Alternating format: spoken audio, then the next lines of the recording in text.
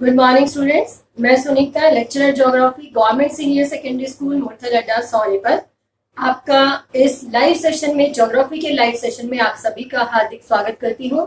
तो शुरू करते हैं आज का टॉपिक। आज का टॉपिक जो हमारा पहले चला हुआ था, प्राइमरी एक्टिविटीज, प्राथमिक क्रियाएं, उसी में पार्ट था हमारा एग्रीकल्चर। तो उसका फोर्थ पार्ट है जिसमें मिक्स्ड फार्मिंग और डेयरी फार्मिंग आज हम करेंगे। तो मिक्स्ड फार्मिंग क्या है, मिश्रित कृषि क्या है? मिश्रित कृषि वह विधि, वह कृषि जिसमें मिश्रित कृषि में फसलें उगाई जाती हैं और पशु पाले जाते हैं। फसलें उगाना और पशु पालना दोनों ही क्रियाओं को साथ साथ शामिल किया जाता है, उसको हम कहते हैं मिश्रित कृषि।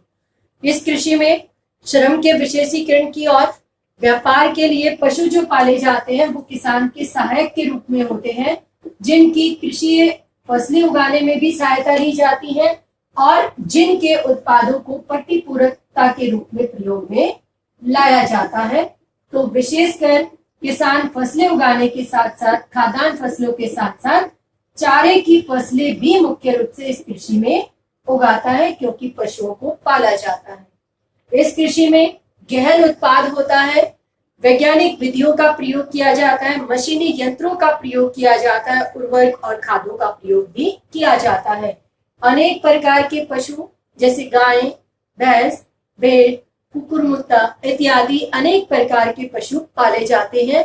उनके उत्पादों को किसान के सहायक के रूप में प्रयोग में लाया जाता है। इस कृषि में विशेषकर शस्यावर्तन को अपनाया जाता है। शस्यावर्तन क्या होता है? शस्यावर्तन, शस्य होती है फसल और वर्तन होता है परिवर्तन, यानी फसलों की को अदल बदल कर बोया जाता है। फसल चक्र भी जिसे कहा जाता है। इसमें भूमि की उर्वरा शक्ति भी प्राप्त होती रहती है और एक फसल बार बार लेने से भूमि के जो पोषक तत्व खत्म हो जाते हैं, वो दूसरी फसल जब तैयार होती है तो पहली फसल के पोषक तत्व वो स्वयं रिटेन कर लेती है और दूसरी के फिर रिटेन हो जाते हैं जब तक पहली फसल होती है। दूसरा, एक फसल से मान लो किसी कारण उत्पादन कम हो गया तो दूसरी फसल से वो कमी पूरी हो जाती है। तो इसलिए शस्यावर्तन जैसी वैज्ञानिक विधियों को अपनाया जाता है। इसमें फसलों के विशेषीकरण पर, पशु पालने पर, पशुओं की नस्ल सुधार पर और पशुओं के उत्पादों को मार्केट में बेचने, गुणवत्ता पर, इन सभी चीजों पर ध्यान दिया जाता है और भंडारण के लिए मकान, आवास इत्यादि की भी विशेष व्यवस्था होती है। तो देखिए, चलो देखते हैं किन भागों में ये कृषि की जाती है। देखते हैं कौन सी? मिश्रित कृषि। विशेषकर विकसित क्षेत्रों में, समशीतोष्णीय क्षेत्रों में ये कृषि अधिक होती है, जिसमें उत्तरी पूर्वी अमेरिका का क्षेत्र, ये उत्तरी पूर्वी अमेरिका का क्षेत्र है, उत्तरी पश्चिमी यूरोप का क्षेत्र है ये भाग, फिर ये आंतरिक यूरोप और एशिया के ये आंतरिक क्षेत्र हैं। तो नीचे दक्षिणी अमेरिका का ये नीचे वाला क्षेत्र है समशीतोष्णीय क्षेत्र। अफ्रीका का ये भाग है, ऑस्ट्रेलिया के क्षेत्र हैं जो समशीतोष्णीय क्षेत्र है। उन भागों में ये कृषि अधिक मात्रा में की जाती है। Is it clear? तो अब हम दूसरा पार्ट करते हैं। दूसरा पार्ट है हमारा बच्चों क्या?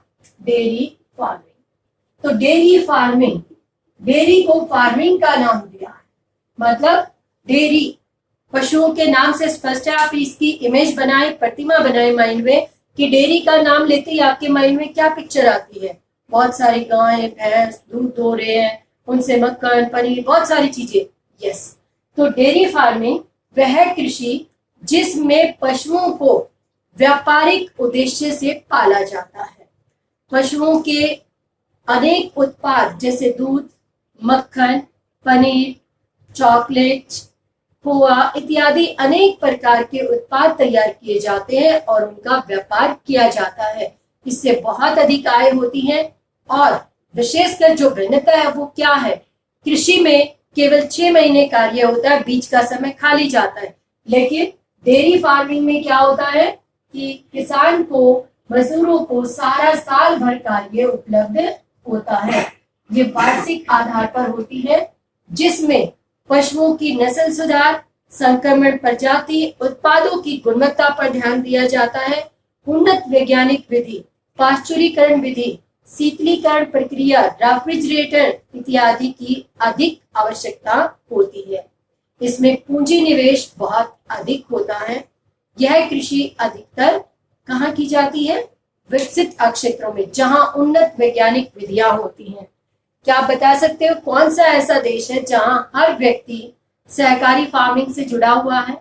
वहां पर ही डेयरी फार्मिंग सबसे अधिक विकसित है। बताएं जरा। Yes, Denmark. कौन सा है?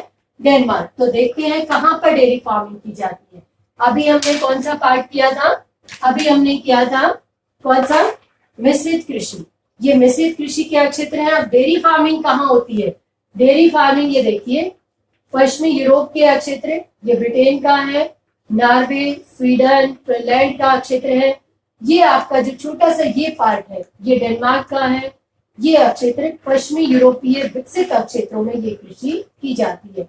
इसके अलावा ये कनाडा के ऊपरी भागों में बहुत अधिक होती है। फिर ऑस्ट्रेलिया में बहुत अधिक मात्रा में की जाती है।